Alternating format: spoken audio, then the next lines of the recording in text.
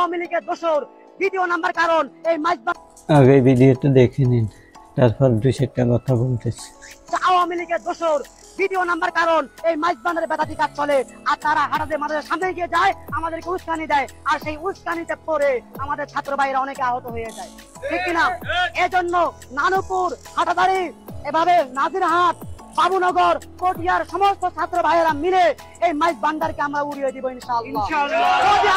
Long March two মাইজ ভান্ডার। কে এরকম মেয়া রুটিনে গাঞ্জা খাইলে এই লোক এমন কথা বলতে পারে? এই বাইনছোদের কোনো ধারণা আছে মাইজ ভান্ডার নিয়ে?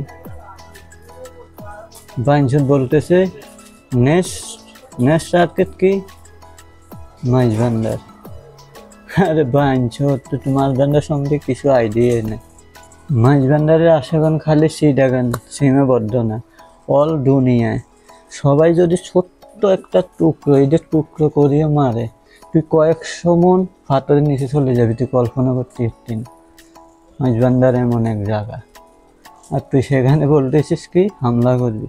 আসলে তোরা অন্যায় করতে করতে তোদের কলসা এত বড় হয়ে গেছে, এই কারণে তোরা কোনায় কি বলবি, তোরা সবগুলোর বাবস নর্মাল যা করিস তাই সত্যি, যে তোরা এটা জানিস না। ফিফি লোকার ফাঁকা গজে মরিবেট করে, মানুষ যখন বেশি উড়ে তখন তার সমগণায় যায়, তোদের অবস্থা এসে যায়। এই কারণে তোরা এসব বাজে কথা বলতে খারাপ। মাইজ ভান্ডার হলো আমার জান, আমাদের পুলিশ। ওখানে যদি আঘাত করতে যাস, খালি সিডাগানের মানুষ না, অল দুনিয়ার মানুষ আসি তোদের আক্রমণ করবে, কারণ ওখানের সম্বন্ধে তোর আইডিয়া নেই।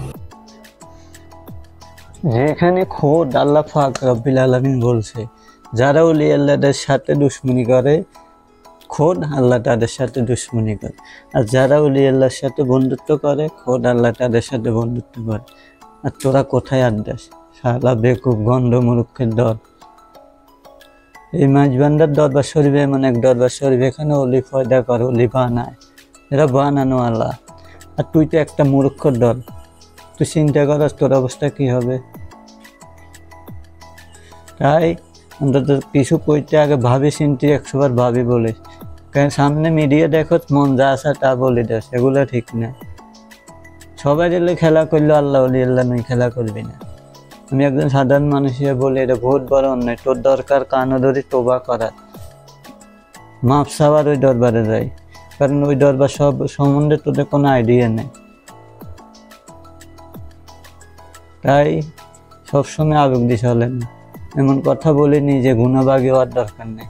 আমি কিন্তু সুন্দরভাবে কথা বলছি, কেননা আমি চাইলে তোরকে আরো খারাপ ভাষায় গালি দিতে পারতাম, দিইনি, কারণ আমাদেরকে আমাদের মুর্শিদ কেবলারা আদব শিখেছে। আদফে খোদা, আদফে আউলিয়া, মনে রাখিস। আমরা তাই আদফের মাঝে আছি।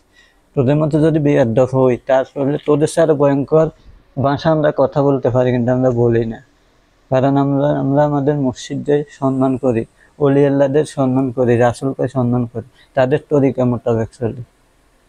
এই কারণে তোদের কাছে আমরা দুশ্মন।